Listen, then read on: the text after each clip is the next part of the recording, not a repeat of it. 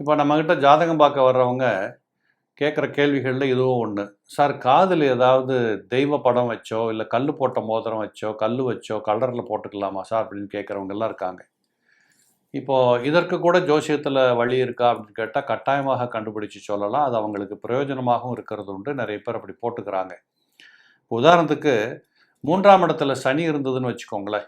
உங்கள் லக்னத்திற்கு 3ஆம் இடத்துல சனி நல்லபடியாக இருந்தார், நீச்சமாகாமல் இப்படியெல்லாம் நல்லபடியாக வலுத்திருந்தார்னா, இந்த பெண்கள் என்ன பண்ணுவாங்கன்னா, இந்த காதில் போடுற அந்த கம்மல்லையே கூட ஏதாவது கொஞ்சம் போல் ஒரு தெய்வ சம்பந்தப்பட்ட படங்களோ, அதுக்கான சிம்பலோ இதெல்லாம் வச்சு காதில் போட்டுக்கிறத பார்க்கலாம். அந்த 3ஆம் இடத்துல ராகு இருந்தார்னு வச்சுக்கோங்க.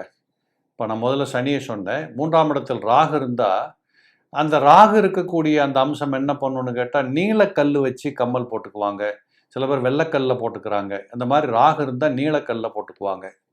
கேது இருந்ததுன்னு வச்சுக்கோங்களேன், சிகப்பு கல் வச்சு அந்த கம்மலை போட்டுக்கிறவங்க இருக்காங்க. இப்போ ஏதோ ஒரு கலர்ஃபுல்லாக ஒரு கம்மல் போட்டு போகிறாங்க அப்படிங்கிறத நம்ம பார்க்குறோம், நல்லா இருக்குன்னு சொல்கிறோம். ஆனால் இது எதுவுமே தானாக நிகழ்வதில்லை. அந்த 3ஆம் இடத்தில் இருக்கக்கூடிய கிரகத்தின் சாரத்தை பொறுத்து அந்த கலர்கள் கூட கம்பல் மாட்டிக்கிறதுல மாறுபடுறதை பார்க்க முடியும். இது நிறைய பேருக்கு அதிர்ஷ்டமாக இருக்கிறது எல்லாம் கூட பார்ப்பீங்க.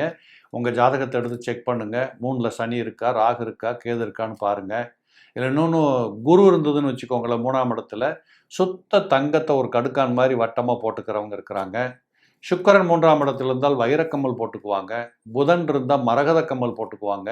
இதெல்லாம் கூட உங்களுக்கு ஒரு அதிர்ஷ்டமாகவே வேலை செய்யும். முடிஞ்சால் செக் பண்ணி பார்த்து போட்டு பாருங்கள்.